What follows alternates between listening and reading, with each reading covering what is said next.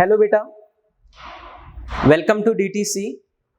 बेटा last lecture में हमने फोटोसिंथेसिस इन हायर प्लांट इस चैप्टर को कंप्लीट किया है। आज के लेक्चर में हम फोटोसिंथेसिस के बाद जो लेक्चर है स्टार्ट करने वाले, तो वो हमारा होगा रिस्पिरेशन इन प्लांट। इस चैप्टर को हम स्टार्ट करेंगे। बेटा फोटोसिंथेसिस भी हाईली कंसेप्चुअल चैप्टर है, हमने अच्छे से कंप्लीट किया है। आप अगर हर एक लेक्चर फोटोसिंथेसिस का देखेंगे तो कौन सा ही बुक आप अगर सॉल्व करते हो तो बेटा 100% सॉल्व हो जाएगा। इसी तरह से हमने उस चैप्टर को कंप्लीट किया है। नीट में उसके बाहर क्वेश्चन नहीं आएगा, ये गारंटी है बेटा। तो आज हम और एक नया चैप्टर स्टार्ट करेंगे जिसमें अगेन बहुत ही ज्यादा कंसेप्ट है, बहुत ही ज्यादा साइकिल है। उसका नाम है रिस्पिरेशन इन प्लांट। जो बच्चा first lecture to last lecture ये पूरा चैप्टर देखेगा उसके 100% कंसेप्ट क्लियर हो जाएगी, क्योंकि एक साइकिल दूसरे साइकिल के ऊपर डिपेंड है, एक पाथवे दूसरे पाथवे के ऊपर डिपेंड है। तो आपको शुरुआत से चैप्टर को देखना पड़ेगा और हर एक लेक्चर आपको देखना पड़ेगा बेटा। तो अच्छे से हम प्रिपेयर करके लेंगे। आप अगर डीटीसी चैनल को सब्सक्राइब नहीं किया, डीटीसी बायोलॉजी चैनल को सब्सक्राइब नहीं किया तो सब्सक्राइब करना है, लाइक शेयर और सब्सक्राइब जरूर करना है। तो बेटा आज के लेक्चर में हम स्टार्ट करते हैं, एग्जैक्ट एनसीईआरटी ओरिएंटेड कंप्लीट करेंगे। बियॉन्ड एनसीईआरटी जाके थोड़ा सा हम कंसेप्ट क्लियरेंस के लिए भी कुछ पॉइंट ऐड करेंगे, तो आपको समझ के लेना है। अगर कुछ डाउट क्रिएट होता है तो भी आप कमेंट सेक्शन में डाल सकते हैं, उसको हम कैसे सॉल्व कर सकते हैं आपको बताएंगे। तो नेक्स्ट चैप्टर को स्टार्ट करते हैं बेटा। चैप्टर का नाम है respiration in plant.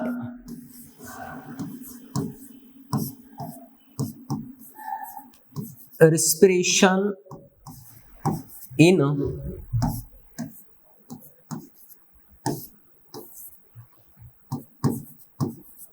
Plants. Photosynthesis in higher plant, इसे कंप्लीट करने के बाद ये इतना जरूरी चैप्टर होता है क्योंकि ये दोनों चैप्टर एक दूसरे से इंटरलिंक है, हम ऐसा बोल सकते हैं। रिस्पिरेशन इन प्लांट, अगर हम फोटोसिंथेसिस का इक्वेशन लिखेंगे तो आपको समझ में आएगा कि फोटोसिंथेसिस में क्या हुआ था बेटा। फोटोसिंथेसिस ने हमने सिंपल इनऑर्गेनिक कंपाउंड को यूज किया था और उसे यूज करके हमने ग्लूकोज का प्रोडक्शन किया था। जो भी फोटो ऑटोट्रॉफ है या जो कीमो ऑटोट्रॉफ है वो खुद का फूड खुद प्रिपेयर कर सकते हैं और उनके अंदर ये प्रोसेस होती है। तो मैं पहले फोटोसिंथेसिस का इक्वेशन लिखूंगा और उससे रिस्पिरेशन कैसी अपोजिट प्रोसेस है ये मैं आपको दिखाऊंगा। यहाँ पे अगर हम फोटोसिंथेसिस का इक्वेशन यहाँ पे लिखते हैं तो बेटा हमने लिखा था 6CO2 प्लस 12H2O। इसे यूज करेंगे हायर प्लांट्स, और प्लांट्स यहां पे मैं लिखता हूं फोटो सिंथेसिस प्रोसेस है। और फोटोसिंथेसिस होने के लिए यहां पे जरूरी होती है सनलाइट प्लस क्लोरोफिल ए की जरूरत होती है। और फोटोसिंथेसिस प्रोसेस में 6CO2 plus 12H2O sunlight and chlorophyll use करके यहाँ पे प्रोडक्शन होता है C6H12O6 plus 6H2O plus 6O2। यानी बेटा फोटोसिंथेसिस में यहाँ पे हम सिंपल इनऑर्गेनिक कंपाउंड को यूज करते हैं और यहाँ पे प्रोड्यूस करते हैं कॉम्प्लेक्स ऑर्गेनिक फूड का। जैसे कि यहाँ पे प्रोड्यूस होता है ग्लूकोज, उसी के साथ यहाँ पे रिलीज होता है ऑक्सीजन। ये हमारा फोटोसिंथेसिस का इक्वेशन था। इससे अपोजिट रिएक्शन रिस्पिरेशन में होती है। तो रिस्पिरेशन में क्या होता है बेटा, रिस्पिरेशन में हम कॉम्प्लेक्स ऑर्गेनिक फूड को लेंगे, C6H12O6 ग्लूकोज को लेंगे, उसे ब्रेक डाउन करने के लिए हम यहाँ पे ऑक्सीजन का यूज करेंगे और एरोबिक रिस्पिरेशन में यहाँ पे मैं लिखता हूं एरोबिक रिस्पिरेशन। और एरोबिक रिस्पिरेशन कहां पर होता है? तो बेटा एरोबिक रिस्पिरेशन साइटोप्लाज्म, सेल के साइटोप्लाज्म प्लस माइटोकॉन्ड्रिया के अंदर होता है, mitochondria. Okay, respiration, aerobic respiration cytoplasm and mitochondria के अंदर होता है। और बाहर क्या रिलीज होता है? तो बेटा यहाँ पे बाहर निकलता है 6CO2 plus 6H2O plus 38 ATP। अगर बेटा हम दोनों इक्वेशन को अगर कंपेयर करेंगे, फोटोसिंथेसिस और रिस्पिरेशन को कंपेयर करेंगे, तो फोटोसिंथेसिस में हमने CO2 और वाटर को यूज किया था और ग्लूकोज का प्रोडक्शन किया था, उसी के साथ ऑक्सीजन बाय प्रोडक्ट रिलीज हुआ था। और एरोबिक रिस्पिरेशन में क्या हो रहा है बेटा? तो यहाँ पे हम ग्लूकोज का ब्रेकडाउन कर रहे हैं ऑक्सीजन का यूज करके, और यहाँ पे हमें प्रोडक्ट मिल रहे हैं CO2, water and ATP 38 ATP। मतलब बेटा यहाँ पे एक इंपॉर्टेंट MCQ आपका क्लियर होना चाहिए। अगर हम एरोबिक रिस्पिरेशन में एक ग्लूकोज मॉलिक्यूल का अगर हम ब्रेक डाउन करते हैं तो हमें 38 ATP का प्रोडक्शन मिलता है, ये हमें पता होना चाहिए। और इस टॉपिक में अप्रोक्सीमेट 60 to 70% पार्ट यही है कि एरोबिक रिस्पिरेशन किस तरह से होता है और 38 ATP एक ग्लूकोज मॉलिक्यूल से कैसे तैयार होते हैं, यही हम इस चैप्टर में अच्छे से पढ़ेंगे। ओके, तो ये दोनों प्रोसेस अगर हम देखेंगे तो एक दूसरे के अपोजिट है, तो सिंपली हम इसे बोल सकते हैं कि photosynthesis is a anabolic process and respiration is the catabolic process. Okay, अगर मैं इस इक्वेशन को डेफिनेशन की फॉर्म में अगर मैं रिस्पिरेशन की डेफिनेशन लिखना चाहता हूं तो रिस्पिरेशन की डेफिनेशन क्या हो सकती है? तो रिस्पिरेशन में हम क्या कर रहे हैं बेटा? तो ब्रेक डाउन कर रहे हैं, किसका? कॉम्प्लेक्स ऑर्गेनिक फूड का ब्रेक डाउन कर रहे हैं और उससे एनर्जी ऑब्टेन कर रहे हैं। तो यहां पे मैं डेफिनेशन लिख सकता हूं, रिस्पिरेशन कैसी प्रोसेस है? इट इज इंट्रासेलुलर यानी सेल के अंदर होने वाली intracellular oxidative process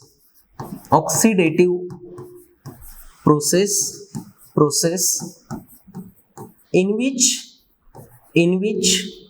breakdown of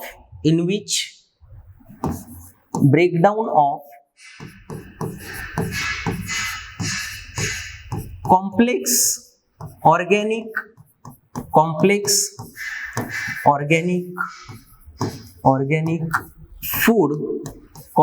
organic food into simple inorganic compound like CO2 and water with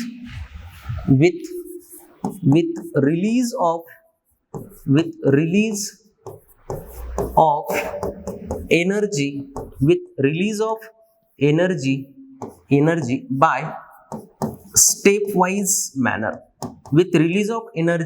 by stepwise manner, okay. तो यहां पे क्या डेफिनेशन है बेटा रिस्पिरेशन की? It is intracellular oxidative process, यानी रिस्पिरेशन एक ऑक्सीडेटिव प्रोसेस है। कैसी प्रोसेस है? ऑक्सीडेटिव प्रोसेस है और सेल के अंदर होने वाली प्रोसेस है। Intracellular oxidative process in which breakdown of complex organic food, यहाँ पे हम फूड का ब्रेकडाउन कर रहे हैं into simple inorganic compound like CO2 and water with release of energy by stepwise manner and this energy used for synthesis of ATP, synthesis of ATP is called respiration. Okay, जो energy release हो रही है उस energy को हम use करेंगे और बेटा किसका प्रोडक्शन करेंगे, हम यहाँ पे एटीपी का प्रोडक्शन करेंगे। किसका प्रोडक्शन करेंगे? एटीपी का प्रोडक्शन करेंगे। इस पूरी प्रोसेस को हम क्या बोल सकते हैं? रिस्पिरेशन बोल सकते हैं। सिंपल डेफिनेशन है। अगर आपको पीछे वाला इक्वेशन याद हुआ है तो सिंपल आपको डेफिनेशन आ जाएगी। इक्वेशन क्या था बेटा, एक बार हम फिर से याद करते हैं एरोबिक रिस्पिरेशन का इक्वेशन, क्योंकि इस चैप्टर में ये पूरा इक्वेशन हमें बहुत जरूरी है बोल सकते हैं। तो ये इक्वेशन क्या है बेटा? फोटोसिंथेसिस का और रेस्पिरेशन का जो भी इक्वेशन है वो हमें मालूम होना चाहिए। तो रेस्पिरेशन का इक्वेशन है C6H12O6 + 6O2 it gives 6CO2 + 6H2O + 38 ATP। ये हमारा एरोबिक रेस्पिरेशन का इक्वेशन है, ये हमें पता होना चाहिए। और फोटोसिंथेसिस का इक्वेशन क्या है बेटा? 6CO2 + 12H2O it gives C6H12O6 + 6H2O + 6O2। ये दोनों भी इक्वेशन हमें बहुत ही जरूरी है नीट एग्जाम के लिए। ओके, तो रेस्पिरेशन की डेफिनेशन जो यहाँ पे इक्वेशन में है वही सेंटेंस के फॉर्म में हमने यहाँ पे लिखा है, ध्यान में रखना है। नेक्स्ट, अगर मैं यहाँ पे बात करता हूं कि इस इक्वेशन में, इस डेफिनेशन में या इक्वेशन में हम एनर्जी का प्रोडक्शन कर रहे हैं और एनर्जी किसके लिए जरूरी है, यानी यहाँ पे जो एटीपी हम तैयार कर रहे हैं, तो मैं एटीपी के बारे में बता सकता हूं बेटा। यहाँ पे जो एटीपी है, एटीपी का फुल फॉर्म है adenosine triphosphate. Adenosine triphosphate ATP क्या है? एडिनोसिन ट्राइफॉस्फेट इसका फुल फॉर्म है। और ATP it is the usable form of energy है। It is usable form of energy. Usable form of energy है एटीपी। ओके, इसीलिए हम एटीपी को बोल सकते हैं एनर्जी कॉइन और एनर्जी करेंसी ऑफ सेल। तो बेटा हम बोल सकते हैं ATP is the energy coin और energy currency of cell. Energy coin और एनर्जी करेंसी ऑफ सेल किसे बोला है बेटा? एटीपी को।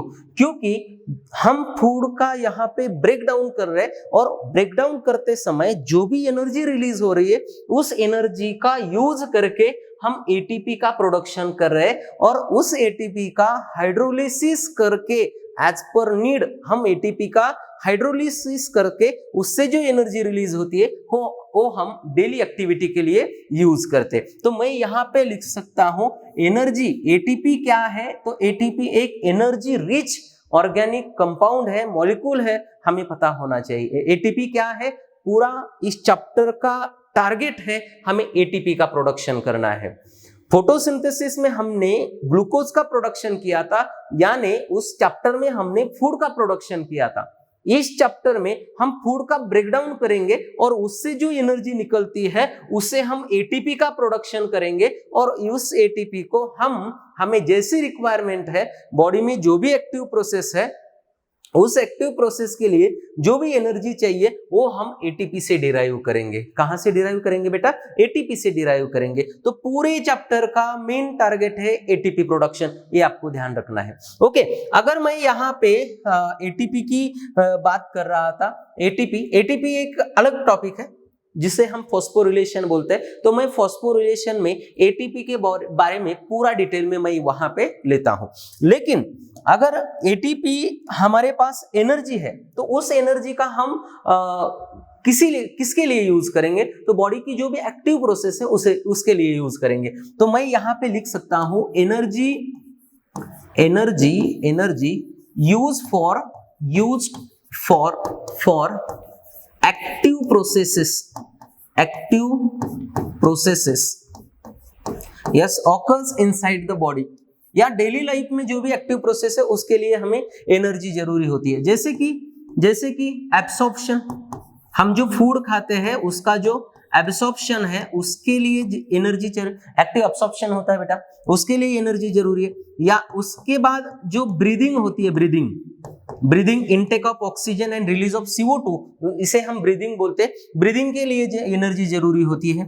नेक्स्ट जो मूवमेंट होती है, मूवमेंट के लिए एनर्जी जरूरी है। नेक्स्ट ट्रांसपोर्टेशन की जो प्रोसेस है बॉडी के अंदर, यस ट्रांसपोर्ट करने के लिए एनर्जी जरूरी है। या रिप्रोडक्शन की जो प्रोसेस है, रिप्रोडक्शन, इस प्रोसेस के लिए भी एनर्जी जरूरी होती है। ओके तो बॉडी में ये जो अलग अलग प्रक्रिया होती है, प्रोसेसेस होती है, इन सब प्रोसेस के लिए क्या जरूरी है बेटा, एनर्जी। और ये एनर्जी जो जरूरी है वो कहाँ से डिराइव होती है, तो वो एटीपी से डिराइव होती है, हमें पता होना चाहिए। और एटीपी कैसे प्रोड्यूस होती है, तो जो भी कॉम्प्लेक्स ऑर्गेनिक फूड है हमारे पास, उसका ब्रेकडाउन करके हम एटीपी का प्रोडक्शन करते हैं, ये हमें पता होना चाहिए। ओके नेक्स्ट, अगर हम एनर्जी कन्वर्शन की बात करते हैं, तो बेटा फोटोसिंथेसिस में क्या होता है, मैं आपको एक सिंपल बात बताता हूं। फोटोसिंथेसिस में क्या होता है बेटा, जो सनलाइट एनर्जी है, सनलाइट एनर्जी, सिंपली हम लाइट एनर्जी बोल सकते हैं, तो जो सनलाइट एनर्जी होती है उसे फोटोसिंथेसिस में कन्वर्ट किया जाता है केमिकल एनर्जी में। ओके केमिकल एनर्जी, और केमिकल एनर्जी बेटा किसमें होती है, तो केमिकल एनर्जी फूड के अंदर स्टोर होती है, कौन सी प्रोसेस में बेटा, फोटोसिंथेसिस। कौन से प्रोसेस में, फोटोसिंथेसिस। यानी फोटोसिंथेसिस में सनलाइट एनर्जी को कन्वर्ट किया जाता है केमिकल एनर्जी में, और वो केमिकल एनर्जी फूड के अंदर होती है कार्बन कार्बन बॉन्ड के अंदर। यस अभी केमिकल एनर्जी फूड के अंदर है, इसका मतलब जो भी कार्बोहाइड्रेट होगा, तो कार्बोहाइड्रेट के अंदर जो भी कार्बन कार्बन बॉन्ड होंगे, तो इन बॉन्ड्स के अंदर एनर्जी है बेटा। हम रिस्पिरेशन में क्या करेंगे, तो रिस्पिरेशन में हम जो केमिकल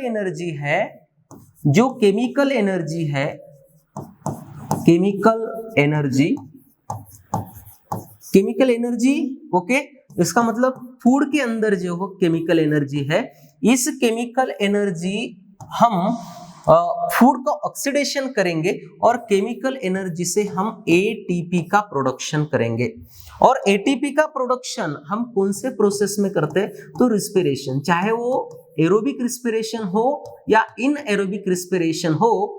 इस एरोबिक रिस्पिरेशन हो तो इन दोनों टाइप के रिस्पिरेशन में हम फूड का ब्रेकडाउन करेंगे और उससे एटीपी प्रोड्यूस करेंगे। और एटीपी यस डेली एक्टिविटी जो होती है हमारी, उस एक्टिविटी को कंप्लीट करने के लिए हम इसका यूज करेंगे। यस एटीपी ऐसे प्रोडक्शन हो जाएगा एटीपी का। यानी इसमें हम केमिकल एनर्जी, सर इसका मतलब क्या हो रहा है, जैसे कि बेटा हमारे पास समझो ग्लूकोज है, ग्लूकोज में क्या होता है बेटा, ग्लूकोज में 6 कार्बन होते हैं और ग्लूकोज में कार्बन कार्बन कितने बॉन्ड हो सकते हैं, पूरे 6 कार्बन के अंदर बॉन्ड हो सकते हैं। तो जब भी हम रिस्पिरेशन करेंगे तो यहाँ पे ग्लूकोज का हम ब्रेक डाउन करेंगे, मतलब इसके अंदर जो बॉन्ड्स है, इन कार्बन कार्बन बॉन्ड को हम ब्रेक करेंगे और कार्बन कार्बन बॉन्ड ब्रेक करके जो एनर्जी रिलीज होगी, बॉन्ड ब्रेक करने के बाद जो एनर्जी क्या हो जाएगी, रिलीज हो जाएगी। और इस एनर्जी का यूज करके हम एटीपी का प्रोडक्शन करेंगे, एटीपी प्रोडक्शन। और एटीपी को हम यूज करेंगे डेली एक्टिविटी के लिए। समझ में आ रहा है? तो हमारे एनसीईआरटी टेक्स्ट बुक के अंदर यहां पे एक डेफिनेशन दिया है, किसका, सेलुलर रिस्पिरेशन का।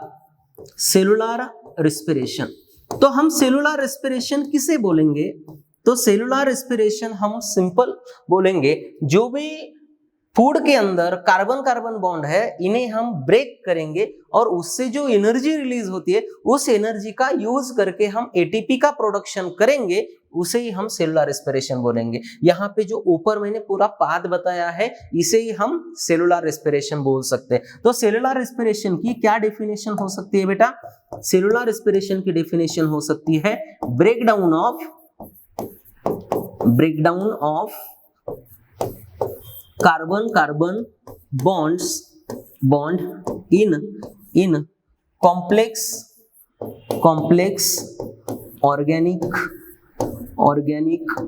फूड। यस, क्या बोल रहा हूं बेटा मैं?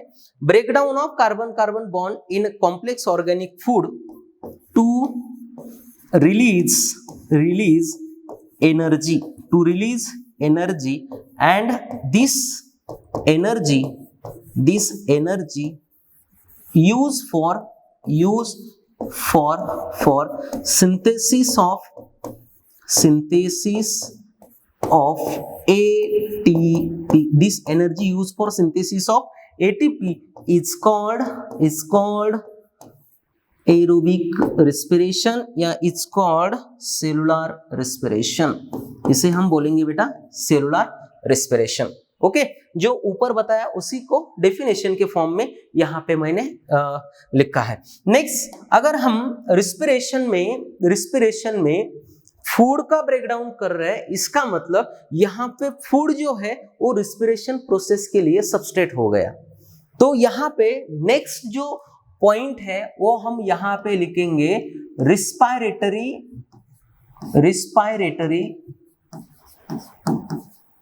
सबस्ट्रेट। नेक्स्ट टॉपिक है हमारा रिस्पायरेटरी सबस्ट्रेट। मैंने अभी तक बताया बेटा कि रिस्पिरेशन में हम क्या कर रहे हैं, तो फूड का ब्रेकडाउन कर रहे हैं, और फूड का ब्रेकडाउन भी एट अ सिंगल स्टेप में नहीं कर रहे, धीरे धीरे एक स्टेप हम फूड का ब्रेकडाउन कर रहे हैं। उसी एक स्टेप से जो एनर्जी रिलीज होगी उस एनर्जी को ट्रैप करके हम एटीपी का प्रोडक्शन करें। अगर एक ही स्टेप में पूरा फूड का ब्रेकडाउन होता है और बहुत सारी एनर्जी अगर रिलीज होती है तो यहाँ पे सेल का ब्रेकडाउन हो सकता है। इसीलिए ये जो प्रोसेस है रेस्पिरेशन या एनर्जी रिलीज होने की, वो स्टेप वाइज मैनर होती है, ये भी हमें याद रखना है। ओके, तो रिस्पायरेटरी सबस्ट्रेट, हम जिस फूड का रेस्पिरेशन में ब्रेकडाउन कर रहे हैं उस फूड को हम बोलेंगे रिस्पायरेटरी सबस्ट्रेट। जैसे कि हमने बोला, देखा अभी रिस्पिरेशन में ग्लूकोज का ब्रेकडाउन हुआ था, तो ग्लूकोज क्या हो गया बेटा? रिस्पायरेटरी सबस्ट्रेट हो गया। तो मैं यहाँ पे रिस्पायरेटरी सबस्ट्रेट की डेफिनेशन लिखता हूं, the compound which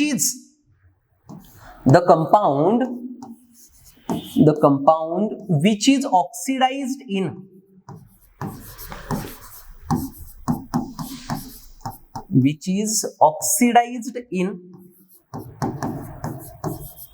in respiration.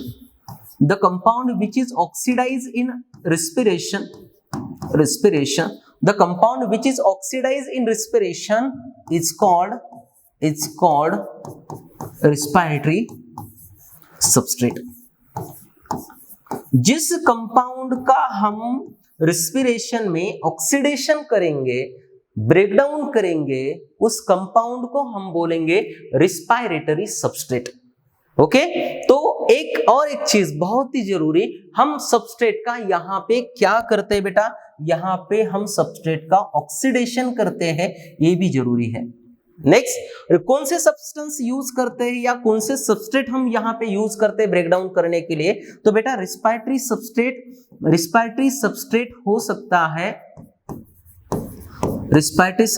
हो सकता है हमारा carbohydrate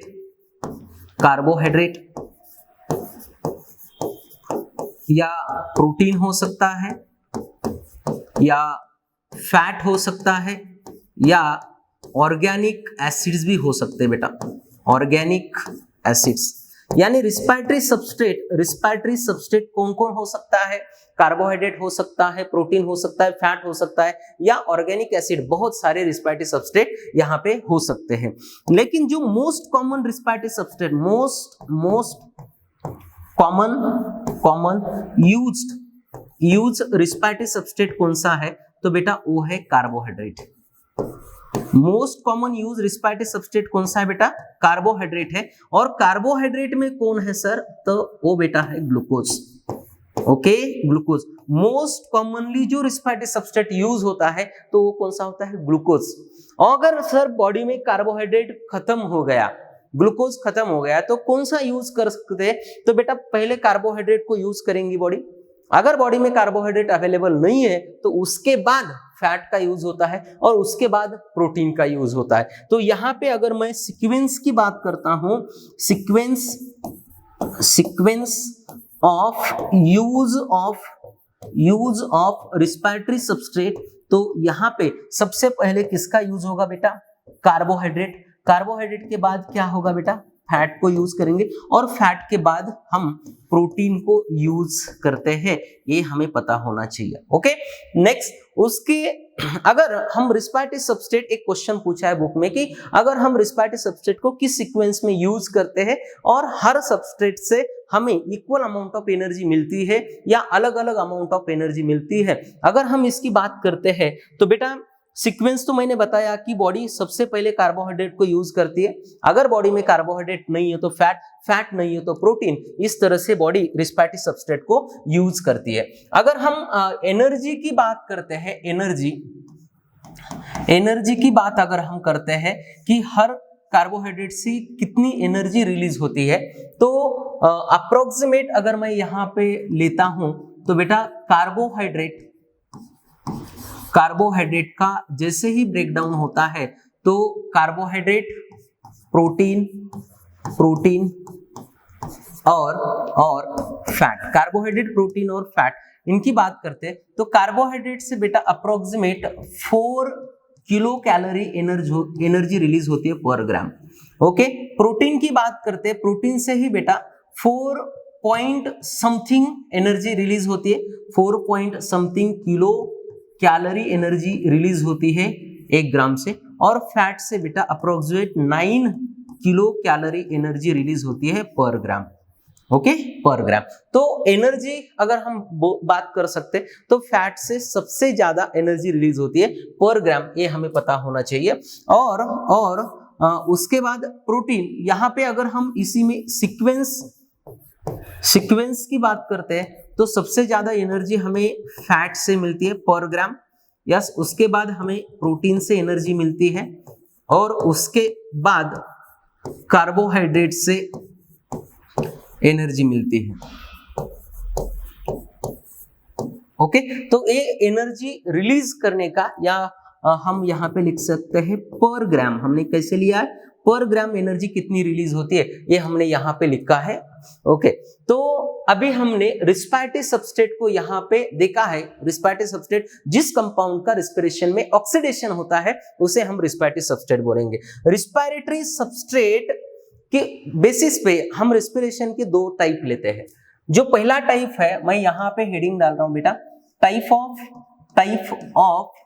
of respiration. Type of respiration में 2 टाइप की रिस्पिरेशन हम यहाँ पे देखेंगे। जो फर्स्ट टाइप है वो है फ्लोटिंग रिस्पिरेशन, और जो दूसरा टाइप है वो है प्रोटोप्लाज्मिक रिस्पिरेशन।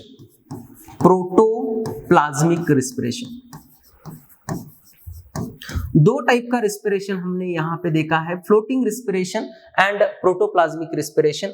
फ्लोटिंग रिस्पिरेशन में जो रिस्पायरेटरी सबस्ट्रेट होता है तो वो बेटा फैट होता है या कार्बोहाइड्रेट हो सकता है। फ्लोटिंग रिस्पिरेशन में जो रिस्पायरेटरी सबस्ट्रेट है वो कौन है, फैट है या कार्बोहाइड्रेट है। प्रोटोप्लाज्मिक रिस्पिरेशन में बेटा जो रिस्पायरेटरी सबस्ट्रेट तो वो होता है प्रोटीन। वो कौन होता है, प्रोटीन। नेक्स्ट सेकंड पॉइंट में यहाँ पे 3 पॉइंट लेने वाला हूं। सेकंड पॉइंट है बेटा, फ्लोटिंग रिस्पिरेशन में रिस्पायरेटरी सबस्ट्रेट फैट या कार्बोहाइड्रेट होता है, प्रोटोप्लाज्मिक रिस्पिरेशन में रिस्पायरेटरी सबस्ट्रेट प्रोटीन होता है। ये कब होती है, तो ऑकर्स इन डेली रूटीन में ये होती है प्रोसेस बेटा, और ऑकर्स ड्यूरिंग स्टार्वेशन। यानी जब भी बॉडी में कार्बोहाइड्रेट और फैट का प्रमाण कम होता है उस टाइम पे प्रोटोप्लाज्मिक रिस्पिरेशन होता है और ये डेली रूटीन में होती है, ये हमें पता होना चाहिए। यहाँ पे जो सेल है, cell death not takes place, cell death not takes place, क्योंकि यहाँ पे सेल की डेथ नहीं होती, फैट और कार्बोहाइड्रेट को यूज किया जाता है। अगर प्रोटीन की बात करते हैं तो प्रोटीन सेल स्ट्रक्चर बनाता है और बॉडी को जब भी प्रोटीन की जरूरत होगी तो उस टाइम पे सेल का ब्रेकडाउन करके बॉडी वहां से प्रोटीन डिराइव करेगी और उसका ब्रेकडाउन करके यहाँ पे एनर्जी जनरेट कर सकती है। तो यहाँ पे इसी वजह से प्रोटोप्लाज्मिक रिस्पिरेशन में cell death takes place. Okay बेटा, दो टाइप का रेस्पिरेशन हमने यहाँ पे देखा है, एक फ्लोटिंग रेस्पिरेशन और दूसरा है प्रोटोप्लाज्मिक रेस्पिरेशन। फ्लोटिंग रेस्पिरेशन में रेस्पिरेटरी सबस्ट्रेट यहाँ पे फैट और कार्बोहाइड्रेट होता है, प्रोटोप्लाज्मिक रेस्पिरेशन में प्रोटीन होता है। ऑकर्स इन डेली रूटीन, अभी आपके और मेरे बॉडी में कौन सा रेस्पिरेशन हो रहा है, तो फ्लोटिंग रेस्पिरेशन चल रहा है। और प्रोटोप्लाज्मिक रेस्पिरेशन जब स्टारवेशन कंडीशन होती है, जब बॉडी में कार्बोहाइड्रेट या प्रोटीन और एनर्जी की कमतरता होती है, उस टाइम पे ये होता है। नेक्स्ट यहाँ पे सेल डेथ नहीं होती ड्यूरिंग रेस्पिरेशन, और प्रोटोप्लाज्मिक रेस्पिरेशन में सेल की डेथ हो सकती है क्योंकि सेल के स्ट्रक्चर का ब्रेकडाउन करके वहां से प्रोटीन डिराइव किया जाता है और उसका बाद में ऑक्सीडेशन करके एनर्जी जनरेट होती है। तो बेटा यहाँ पर हमने रेस्पिरेशन का जो भी इंट्रोडक्टरी पार्ट है तो वो यहाँ पे हमने कंप्लीट किया है। नेक्स्ट लेक्चर में हम टाइप ऑफ रेस्पिरेशन और डू प्लांट ब्रीथ इस चैप्टर को कंप्लीट करेंगे। Thank you very much. Her lecture शुरुआत से देखना है, अच्छे से लिख के लेना है, लिखकर उसको रिवाइज करना है, साइमल्टेनियसली एनसीईआरटी को रीड करना है और एमसीक्यू प्रैक्टिस भी बहुत जरूरी है। अगर कोई बोलता है कि बायोलॉजी में एमसीक्यू प्रैक्टिस जरूरी नहीं है तो ये गलत है बेटा। एमसीक्यू प्रैक्टिस करना बहुत जरूरी है। आपके पास जो भी रेफरेंस बुक होगा उस बुक का आपको या एमसीक्यू सॉल्व करना बहुत जरूरी है। ओके, आज के लेक्चर को समाप्त करते। Thank you.